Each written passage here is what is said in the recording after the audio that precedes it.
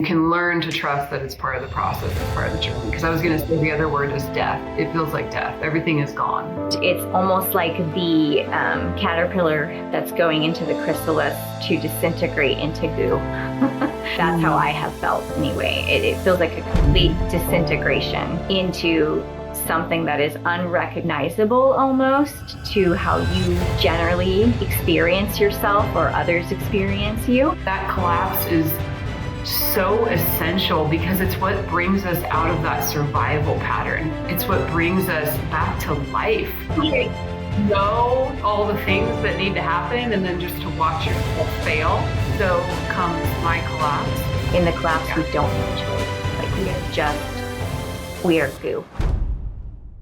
I'm Dr. Nicole Dolan, depth psychologist, clinical supervisor, and the author of The Art of Chaos. For over a decade, I've supervised clinicians and sat with some of the most complex cases in our field. And the one truth that keeps surfacing is this: you will only take your clients as far as you've gone yourself. This is the Purple Couch, where we explore that journey honestly. For therapists and for those doing the deeper work of becoming, pull up a seat. Before we begin today, I just want to acknowledge something that became very present for me in this conversation. You'll hear throughout this conversation, this episode, that I am actually not speaking about collapse from a distant or purely theoretical place, but instead, I'm actually in my own process of collapse. I was going through a state of collapse myself. Of course, part of me wondered if I should wait until I was more regulated, more clear, more put together, or more integrated. But another part of me knew that it was time to record this episode at the time that we planned to record it, because that's exactly what was happening in the moment. The irony, and you'll hear this in the episode, and I think the one before actually, is that we decided to record collapse while I was in collapse, even though we hadn't actually gotten to collapse yet. So we skipped ahead, recorded this episode in the moment so that we could actually bring this through in this living way. As therapists, clinicians, helpers, and humans, we often imagine that we're supposed to hold ourselves together. We're supposed to hold ourselves, the world, and everything else perfectly together while supporting others. But one of the things that I've learned over time is some of the deepest and most sacred therapeutic presence emerges not from perfection, but from honesty, from transparency, and from being in the depths of the work with our clients. Clinically speaking, collapse can look many different ways. Sometimes it appears in our clients as burnout, chronic anxiety, depression, grief, relational rupture, nervous system overwhelm, identity loss or disorganization, or the moment when the strategies that once were helping your client through all of the ways in which they were relating and functioning in the world no longer work. And while collapse can feel frightening, what I've found again and again, personally and professionally, is that collapse often arrives at the threshold. This conversation moves less like a lecture and more like a living process. It's emotional, relational, experiential, and at times, as I was sharing, nonlinear. Because of course, healing itself is nonlinear. And maybe that's part of the invitation here, not to perfectly understand collapse, but to learn how to stay present and connected to ourselves enough to listen to what it might be trying to transform within us. Collapse is where everything falls apart, and yet it also creates the space for what's new to emerge. I hope you enjoy this episode. So I'm just taking a deep breath as we come into this space today, and I welcome you to join me, our listeners, and also my dear friend and colleague, Melinda. So today we are going to talk about collapse. So in our last episode, we discussed repetition, and repetition is the process in which we are experiencing what adaptation has created for us, right? So we have survived our fragmentation, we have moved into adaptation. And in repetition, we start to notice the patterns that come to life, the patterns that teach us and show us what it is that is still in pain in us, right? And so often we see that as we discuss through relationship patterns. Why do I keep choosing the same partner? Or why does my partner and I continue to have the same challenges? Certainly when we become parents, we see those patterns mirror themselves. And so we talked about that. And once we come into this place of repetition, once we're going through the process of experiencing our old pain in the now over and over and over again, we do come to a place eventually, if we are continuing on that arc of consciousness, where we collapse, right? We meet our center. We meet, the part of us that just says, I don't know if I can do this anymore. Or we run into the part of us that the ways in which we were once coping no longer work. So we've been sharing different examples of what that's looked like in our own lives and sometimes in the lives of clients that we've worked with, or cases that we've supervised, examples, right? And so I am going to come to you, Melinda. Before we jumped on here, I shared very transparently that I am in a little bit of a place of collapse myself. And so I think I'm going to take a moment and come into your world and step into your energy field and be with you in a place where I can still remain transparent and present and still showing up in truth, but I can also take a moment and work to connect that way. Yes. And I also want to just say before we do that this is so important for us to learn to do as therapists. Right? Indeed. We are real people with real lives and real circumstances. And we come into the room to sit with our clients sometimes when we ourselves are in pain. Absolutely. And so I'm going to model that today. and one of the things that I have always found, and I'd be curious too, you could even speak to this if you like. I have always found that, as odd as it seems with the work that we do, I've always found that this is actually one of the jobs, one of the vocations that makes that most possible. Right? Like if I was sitting at a computer all day, or I was like running numbers or something, I think that I would ruminate more. I think I'd be more stuck in my stuff. Yeah. And yet when I bring my pain with me to the room in which I sit in sacred space with another, and I step into their energy field and their journey, there's something that happens there, right? Like there's something that like we begin to join each other, and I join your field, and I become in that space available to you in a way that takes me out of my own shit. Yes, 100,000%. I talk about this all the time with my supervisees on my teams, because we all experience that. And it is a space that we get to in our own experience that brings us to our knees, that we are so raw and open and available, but in a way that is, because we've also practiced this, we can be so present. And not that we're not that way all of the time, but because, again, this is a skill and ability that we've honed. However, when we're in our own pain so intensely, it's a healthy distraction to join another in their journey and to just be completely present and empathetic to that.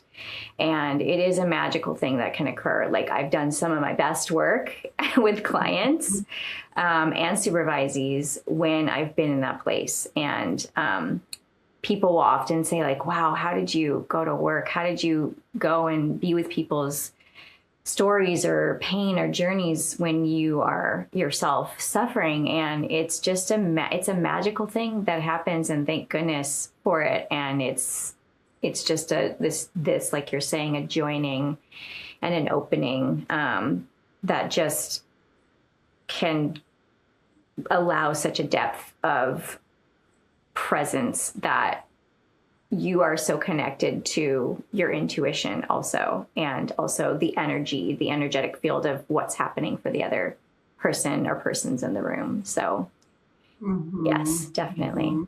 Yeah. So I'm going to dive into your energy field for a moment, and then I'll share a little bit more too, because I feel like, that's a huge part of what we're doing here is showing up as therapists and clinicians and supervisors and also humans, right? Because I think that, as I've stated multiple times, but is what makes us really good at what we do. Yeah, definitely. Yeah.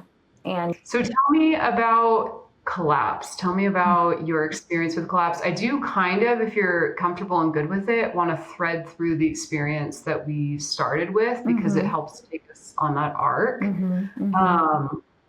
While also really just opening the space for whatever it is that comes through in regards to collapse. And I know in my own journey and experience, it's multi-layered, right? There's many experiences that come through. So yeah, I'll just open the floor to you. Yeah. Okay. Thank you.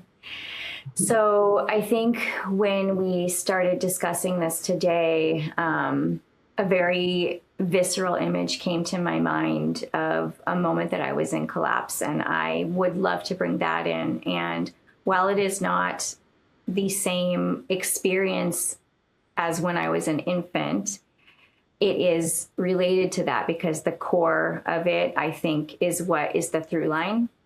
The core of that initial experience of trauma is what's going to continue to make its appearance and presence itself in that present moment and stamp its characteristics into the experience at whatever place it arrives in your timeline. So I guess before I get into the experience that came to mind that exemplifies collapse, I think just the way that I have articulated collapse or tried to explain that is, it's almost like I said, it brings you to your knees. You kind of turn into the center of yourself and go into the depth of a grieving place, a place that is so internal and personal.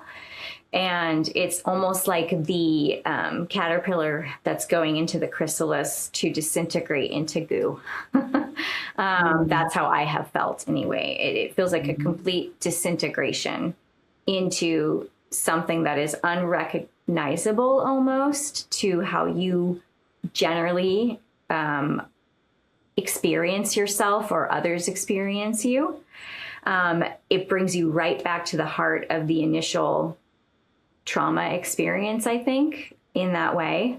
But at a time when you're just on the precipice of being that goo so that it can all reorganize into the next thing.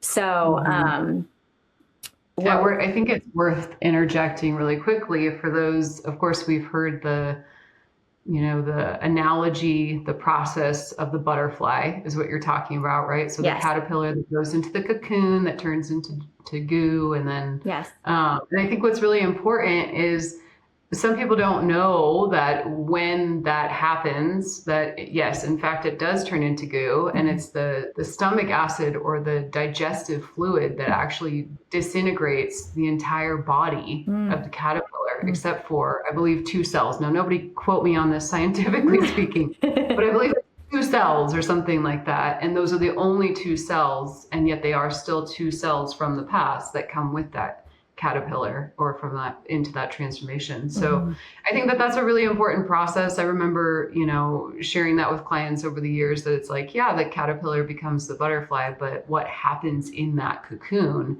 is actually rather gruesome and very, very painful. And they don't all survive. And then when they come out of the cocoon, which I have to think about this, maybe we'll apply this to the arc. Maybe this will come in the next chapter. But when they come out of the cocoon, they actually can't fly yet. Right. And so they're vulnerable to death for a period of time. Yes.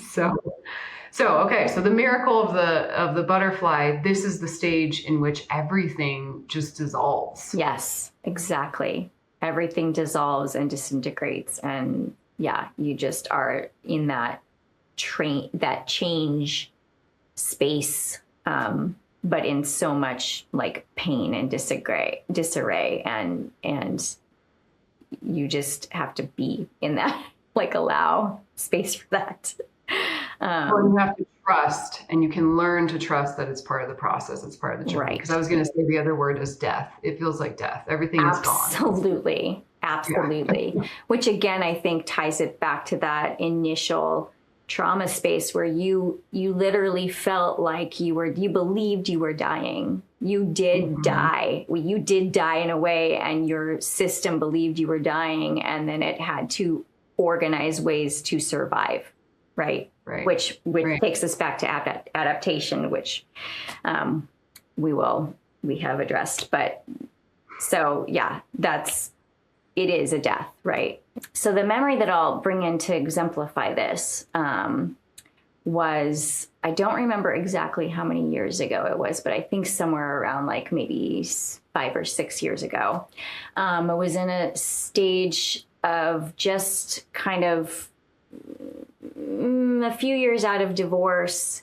Things were not amicable between my kids' father and I. We had split custody, and Mother's Day was always on a Sunday. Well, this Sunday wasn't my day. And despite the fact that it was Mother's Day, he was not amenable to me being with my children. Compounded by the fact that Mother's Day historically has been very tender for me because I lost my mom a long time ago. So that's been like a big grieving wound that, of course, on Mother's Day gets activated because you see everybody doing different things with their moms and celebrating. And even if they don't have the perfect relationship, they're still able to do that. So it was just a double whammy. And I don't remember like what was the activating agent or the final straw, but I was with my partner at my house, and I had a really long flat driveway at this particular house. And I just remember some surge coming over me, and this compounded feeling of I don't matter, I'm not considered, and my needs are not met, and I'm not safe. And I just went out onto the driveway, and I collapsed literally onto the driveway, laying there just sobbing, tears streaming down my face, could not move, could not speak. And my partner came out and was trying to kind of like hold space or just be a presence. And like, at first, I think he was asking me questions, and I just wasn't available to even answer, respond. I was in the collapse. I was inside of the chrysalis becoming goo. And I don't know how long I stayed there, but I just can very, very viscerally remember seeing the blue sky above me, the clouds, the wind, the birds singing, and the cold concrete beneath my body, and just being in that state of collapse. Yeah. I remember you sharing that story with me. And so I was going along with you in that space. And at first I was like, oh my gosh, did she share this with me? And oh yes, I remember that. It's almost visceral, the picture that you paint and bring us there, you know? And I think something that you shared that's really important there is the narrative that came through, the core wounding that came through, right? Like, I don't matter. Yeah. I don't matter. And I actually was talking about this to a client yesterday, but I worked with a depth psychologist once that pointed out to me that I don't matter is actually the mother wound. Matter goes back to mother in Latin or something. Don't quote me, but and I thought that was really interesting. But when you speak about like that moment of I don't matter, what comes through for me too is, and I think this is so true for so many of us, a lot of us don't understand why our pain from the past shows up in our systems in the ways in which it does in the now. Yeah. And one of the threads that I think is so helpful for people to understand is going back to like childhood, when we don't matter, right? When we don't belong, or when we're too much, or when we're this or that. We've talked about how when there are parts of us that are not acceptable, we disown them, right? But this also feels really important to bring in. So when we are young, that mattering, that belonging is about survival. We have addressed that, right? But what's really important to hear here is that, so how is it about survival? Well, it's about survival because the child, the infant, the psyche genuinely believes that it will die, right? Without that connection. And often it goes to annihilation, right? Like, I will be annihilated, right, if I am not mirrored, if I do not matter. I will not exist if someone's not out there telling me who I am or giving me that external validation. Right. And I think that that's really important. And you might even, I'd ask if you wanted to speak to that too, because there's so much coming through right now for me around that. And I feel like it's so important, but I know that I'm going to kind of take it off course. So I'll allow myself to go off course with it, and then I'll bring it back to you to help me ground it. But I was working with a client the other day, and she was wanting to process a fear of flying. And interestingly so, it actually led us to a place that had nothing to do with flying, right? But actually led us to a place of, when that fear comes up in my body, okay, well, what is that fear? And of course, I wasn't just like talking and asking questions. I was more leading into the body and doing somatic work, etc. But like in that somatic space, when we ask those questions, like, where is that fear coming from, or what is happening? It led us to fear of annihilation. It led us to that inner child that was left alone, right? The one that believed and experienced that no one's coming.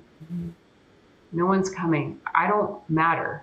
I'm not seen. I'm not worthy. I'm, and in this case, the fear of annihilation is actually very, very, very young, right? I think that actually, once again, don't quote me, but I think we're talking more like infancy, very, very young childhood, right? Because you will be annihilated if you don't matter. Right. Yeah. So, okay, coming back to you, your thoughts or anything that's coming up for you with that. I mean, I think that was really clear, actually, that deep fear of annihilation is related to this need to survive. And at a certain age range, that need is dependent upon another. That's the way that humans are designed. God knows why. It would be a lot better and easier if it were not the case. However, it is. If we could all just get up and take care of ourselves. Yeah, we would be fine. We can just soothe ourselves, feed ourselves, wash ourselves. It will all be all good. But unfortunately, we are not able to do that. And at such early ages, we literally need another to do these things in order to live, in order to survive. And not only physically, right? We need these mirrorings, these reflections that fill in our own experience of ourselves. And so our psyche needs to be mirrored, be seen, be validated, in order to understand that we exist. And so without that, right, without that reflection of our existence, at that age, we don't know it. So we will literally feel as if we do not exist. So. Right. And I think another place that comes up, and it's a little bit off base, a little bit different than where we are, but another place that I feel like it's such an important message for people to hear for themselves and for their clients is that, like, this is why you look for so much external validation, right? This is why, social media is like profoundly triggering for people in that way. Right. This is why people look to, partners or people outside of them to tell them who they are. It can be in that very young stage, of I don't exist. If you don't tell me who I am, then I don't exist. It could be from another stage or age of wounding where it's more, well, if you don't tell me that I'm worthy, then I'm not, right? If you're not showing me that I'm good enough, then I'm not. Yeah. So this desire and need for external validation, I feel like people are so aware of it, but they don't understand where it comes from. And so it feels really important to bring that in too. It's like, yeah, like to be mirrored, to be held, to be attuned to is so deeply important. And I mean, I guess I also feel, well, okay, I'll just share what's coming up now. There's space for that. Yeah. You feel seen. Okay. So what's coming up now for me is, so I know how important it is to be held and to be seen and to be mirrored. And I know how important it is to be soothed and to be cared for. And I have a journey as a mother where my daughter does not receive what a neurotypical child would in that way.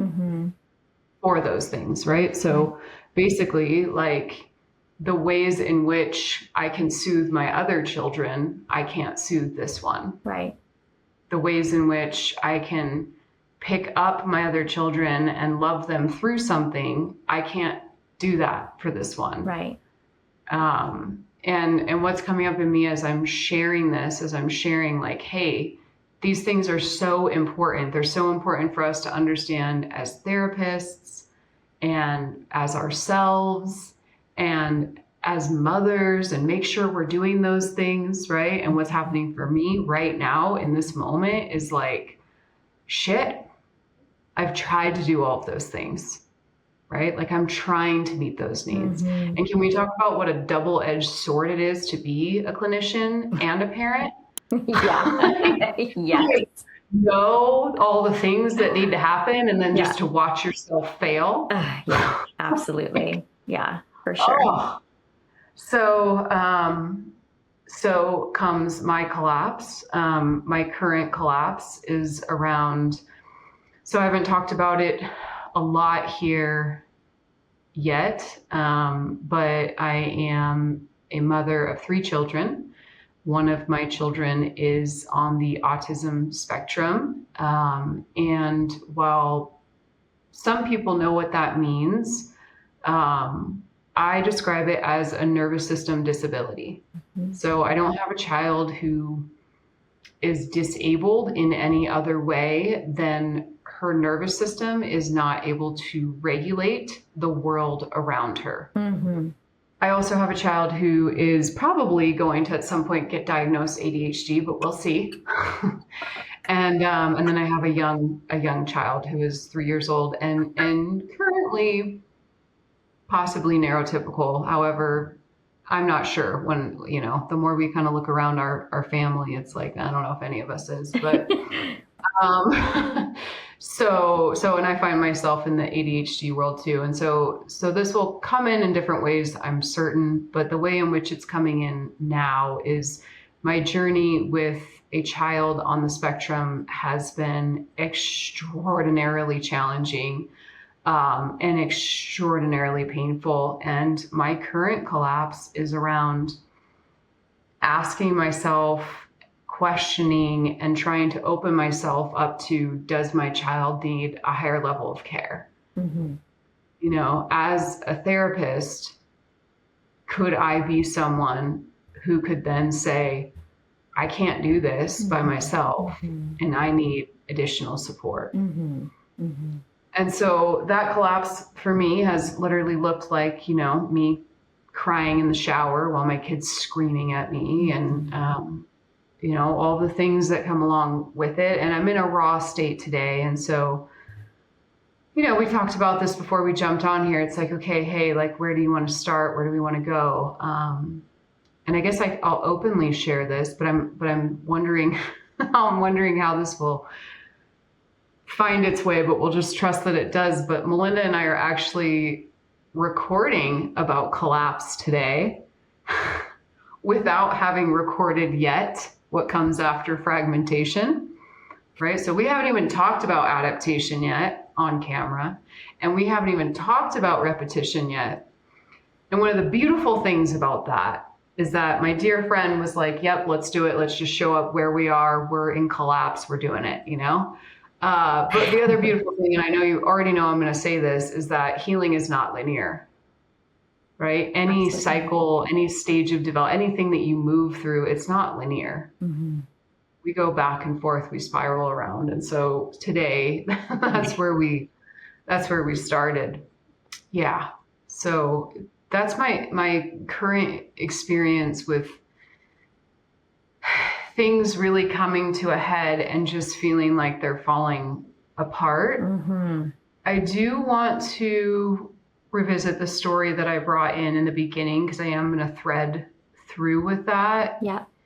And so I want to just kind of feel into what I would share about collapse. So collapse, in my experience, tends to come later in life, does tend to come after repetition, because repetition drives us mad. Right? Repetition is when we start to, and maybe I'm going to say realize, but that's those of us who are doing work to become conscious of this, right? And those who haven't recognized this yet, all good. There's no judgment about it, but when you start to realize and you start to come into consciousness that you're repeating old patterns, and like you brought in your story, it's like, it's not conscious. You're not intentionally repeating a pattern that's been with you your whole life, but Right. it is revisiting you through your body Yeah. and through your experiences in life. Definitely. Right. Yep. And so I brought in the story in the beginning of this journey, this arc of a sexual violation that I experienced as a child. And for me, collapse came with that story in that journey after a lot of running. Mm. I spent my life, my first half of my life, in flight. I just kept going. So anytime there was an issue with a friend or a boyfriend or someone I had a crush on, or it was always relational, right? Mm. Like anytime there was something that came in that felt like it could collapse me, I just ran. Mm-hmm. I just kept going. Okay, well, I'll just like move here, or I'll just change this about me, or I'll just like go to school, or I'll become this, or I wasn't conscious that I was doing this. I always felt like they abandoned me. But truly, I ran. I did a lot of running. Mm-hmm. And as I shared in our first episode with this, one of the ways that I was being shown, I will say, my belief spiritually, is that I was being shown that I needed to turn inward and do this healing. There were many ways in which I was shown, and many ways in which I was like, not answering that call. I'll be over there, Yeah. But when I started turning toward that call, it was seeing, this specific trauma pattern in all of my clients. And it was a moment where, there were collapse was a stage for me. So it wasn't just like one defining moment, but there were a few defining moments along the way. Mm-hmm. One of which was I was sitting across from my own supervisor, who then sat me down and said, basically, hey, the person I hired is not the person that is showing up here today. And forgive me if I brought this in last time. I don't remember if I shared this part. But the person that I hired is not the person that's showing up here today.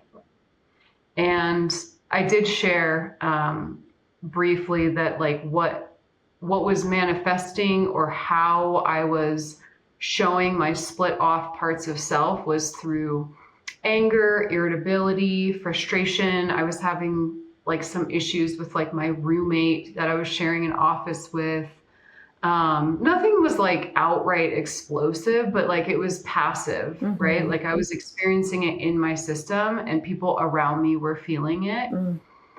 And I was not conscious of it. And so there was a lot of shame that came up too. It was like, oh, I'm presenting in a way that I don't want to be presenting. I'm, so I'm kind of flooding in this conversation a little bit. But then, Gary turns to me and he says, like, I don't know if I want to do this with you anymore. And I had a moment. I wrote about this in my book, right? I had a moment where the entire earth stopped moving. It was like, oh shit, like he's going to fire me. He still says to this day that he wasn't going to fire me, but I'm like, you were going to fire me. Was that an intervention? Like, no. But the whole world stopped, and then I reached into this part in myself that was like, okay, I've started questioning this. I've started wondering. I've started like breathing life into like, maybe I'm not feeling good because these clients that I'm working with and trying to help are triggering something in me. Maybe. I mean, probably not, that's probably not what's happening, but maybe. And in that moment, I had no choice. Like, it was like, if you lose your grad school, your therapist site placement that you're getting your intern hours on, you actually get kicked out of school too. Right. So it was like, and I loved Gary. Like, it was very emotional. The stakes were high and it was, okay, this is the moment that I am going to let down my mask. I am going to tell someone the truth of what I am carrying. And I am going to, I guess, trust that I'm going to somehow survive. That moment of collapse led to one of the deepest moments of being seen, being held, being mirrored, being empathized, right, with. There was so much care in that moment. I remember feeling like, okay, I'm still breathing. I'm still here. Okay, so this might be okay, right? I remember that. And I also remember trusting for the first time that what I had been through really mattered. Can I ask you if that was like that trusting, you didn't say this, but believing that you mattered or what you had been through mattered? Was that a visceral, like felt sense, or was that a cognitive thought, like conscious? Yeah, I think that's a really good question. It was definitely a visceral felt sense. I had a couple moments previous to that where I had kind of leaked some of this and I had seen some care, some. And to be fair, I wasn't sharing openly. I wasn't allowing anyone to support me through. But to your point, it was visceral. It was more like, it was the collapse, right? Like, it was like, the stakes are so high right now that it kind of felt like there's no choice. Yeah. And like, this is surrender. And now I'm going to open. Right. And when we open at that level, it's like, it is visceral. Yeah. Like, it is like in my body. Yeah. Yeah. And I think we have to get to that collapse point because we have so many defended places and adaptations that we develop in order to stay away from that place. And in the collapse, we don't have a choice. Like, we are goo. And it ties back to what we were discussing earlier, what you brought in about it's difficult for clients and people, ourselves, humans, to understand, like, okay, why is this thing that occurred at such a young age still affecting me and impacting me in the present day? I understand it. I get it, right? Like maybe you've done work around it. So you consciously have thought that makes sense and and yet you still continue to have those somatic, visceral experiences in your system that are hearkening back to and repeating that experience. And part of that is because it lives in your body, and it originated at an age where that was what was available to you. It was your somatic experience. You didn't have reasoning and critical thinking and, rationale, and cognitive conscious thought. You had only your somatic, implicit, visceral experience, and it got rooted in there. And so we try, I think, as adults or older adolescents, teenagers, adults, to reason it out and understand it from this place, and that'll get you only so far, right? So just kind of tie it back to that. It's helpful to I think that's helpful for a lot of people listening to understand too. It's like, why are we not able to do all of this work cognitively? Right. Like there is such deep value in insight work. Yes. But it goes so much deeper. Absolutely. Than that. And the symptoms live in the body. They live in the nervous system. Yep. And also you're speaking to, especially when you have clients that aren't able to access like the why, and they get really frustrated, or they want to understand, they want to know. I mean, I am definitely the person who wants to know, but also willing to do the work to get down here. But there can be, I feel like, at least in my experience, I feel like I've experienced that the ones that really want to know are the ones that get really frustrated. Right. When they can't figure it out, yeah. And you're speaking to, well, sometimes that's because it happened in the implicit. It happened in the nervous system. It happened before you were trying to figure things out. Right. Yeah. And that's why kids actually can be so resilient and do so well in therapy. Right. Is because they just move everything through their systems. Yeah. Right. Like they play in that sand tray. Yeah. They work things out through their system. They're not trying to figure it out. Yeah. They're just releasing it. They're letting the patterns come through, and they're letting it go. Yeah. Yeah.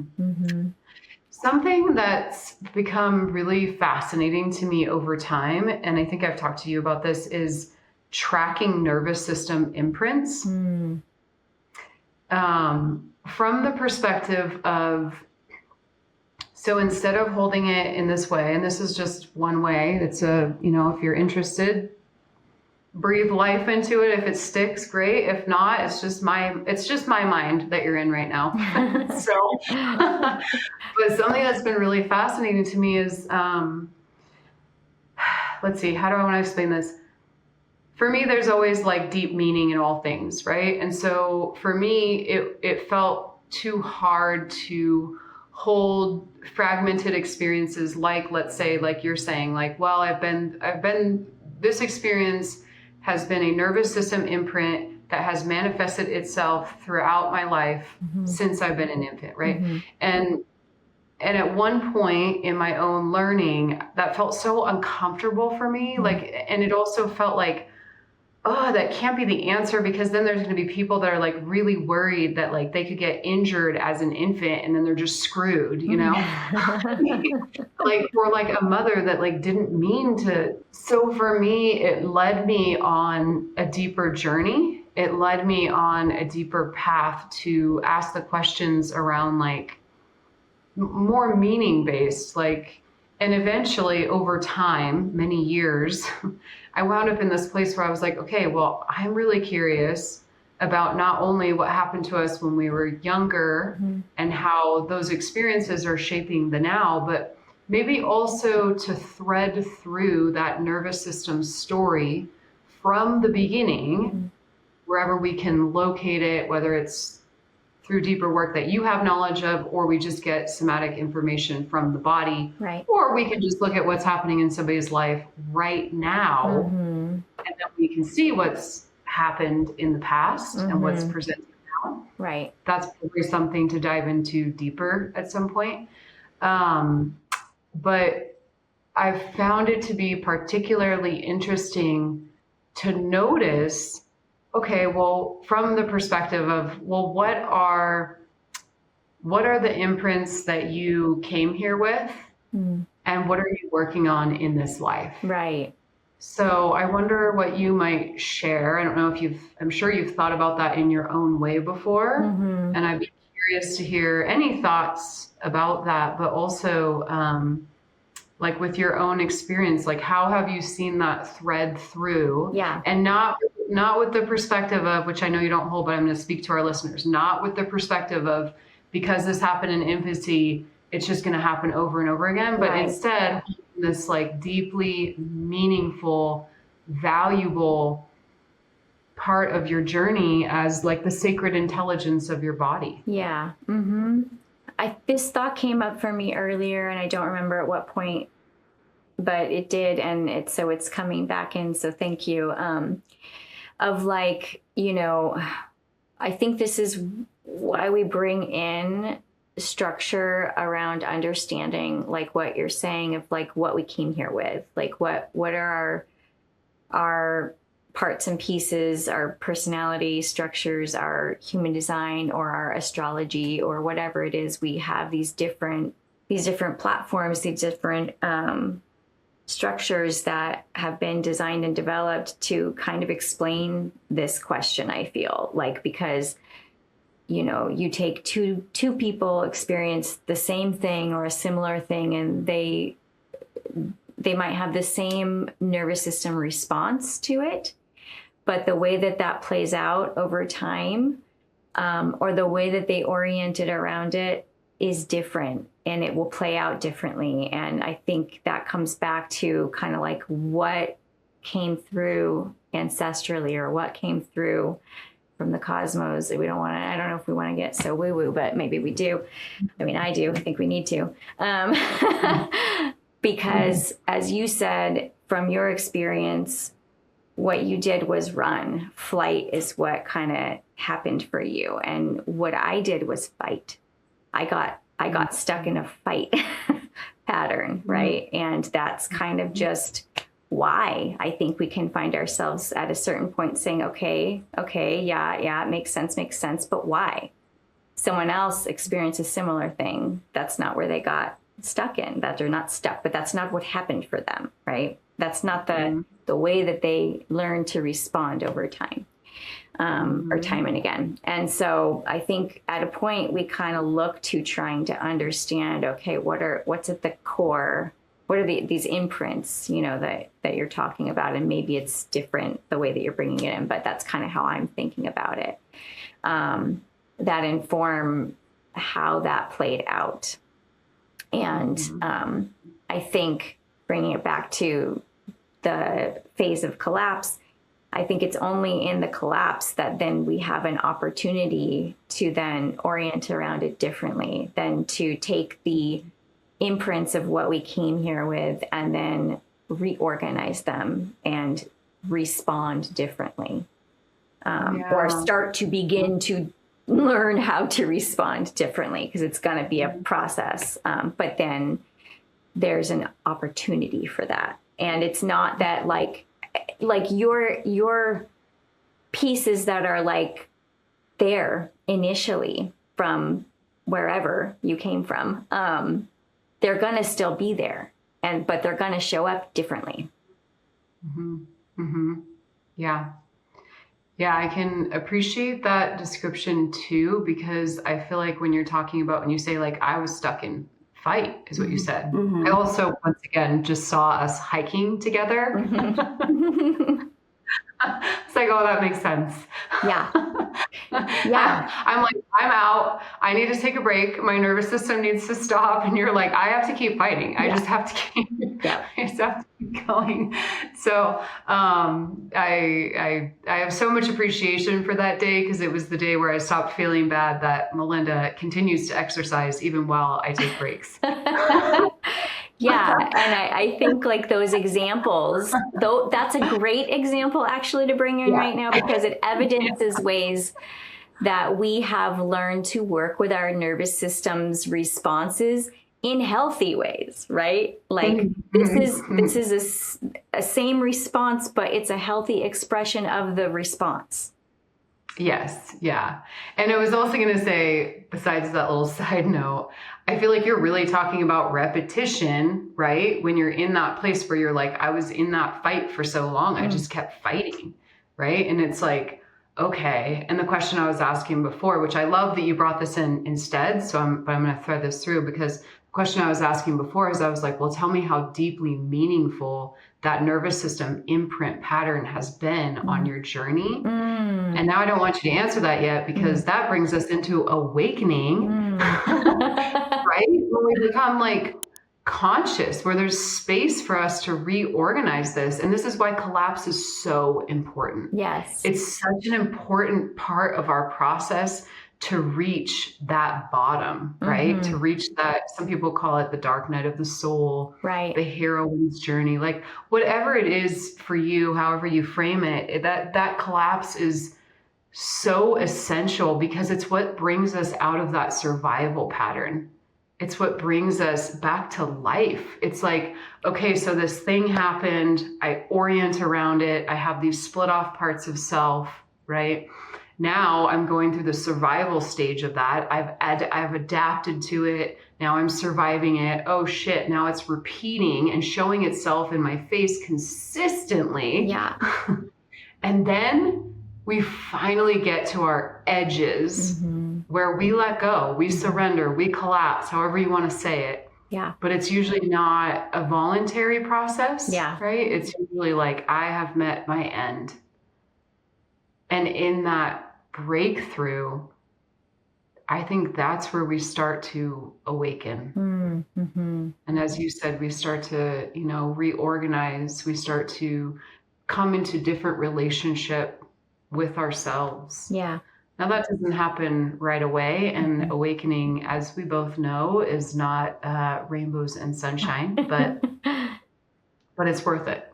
Yeah. So we are going to, I think, close there. Well, thank you for joining me today. And thank you to our listeners for joining us today. And thank you, Melinda, for stepping into this space with me and helping to carry me in this space and to bring me into a place where I began to awaken again in my collapse, and I began to feel life and movement and connection and meaning again. So thank you. Yeah. Thank you. Thank you, as always, for allowing me to witness and be here and co-create with you. All right. Well, we will catch you next time. Thanks for sitting with me here on the Purple Couch. If this conversation resonated, feel free to share it with a colleague or a friend who might appreciate it too. Word of mouth is really how this work grows. And if you're a therapist with a question, a pattern you're noticing, or something you'd like us to explore on the podcast, we encourage you to please reach out at connect@drnicoledolan.com. Please keep submissions anonymous and free of identifying details. Until next time, keep walking toward wholeness.